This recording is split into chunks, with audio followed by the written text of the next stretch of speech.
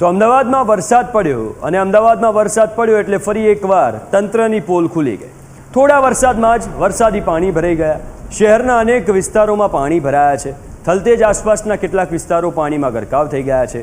વેજલપુરનો Sonal cinema road પાણીમાં ગરકાવ થઈ ગયો। માત્ર થોડો સમય પવન સાથે વરસાદ પડ્યો છે અને આ તમે જો કેટલાક વિસ્તારોના દ્રશ્યો છે। ગટરો પણ ઉભરાઈ રહી છે। આટલા વરસાદમાં ગટર ઉભરાવાની સમસ્યા પણ થઈ ગઈ। એટલે તમે જો આ મેગા સિટી છે આપણું અમદાવાદ અને અમદાવાદની આવી હાલત જોવા મળી રહી છે।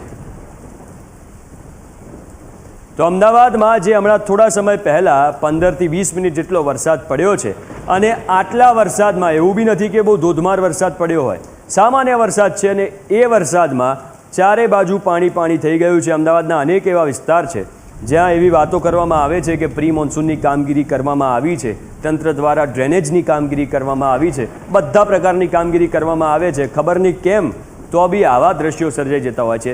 ખબર નહીં કેમ દર વર્ષે પાણી ભરાવાની સમસ્યા કેમ સર્જાતી હોય છે। જે ટેક્સના રૂપિયા આપણે ભરીએ છીએ ક્યાં જાય છે એ ખબર નથી પડતી।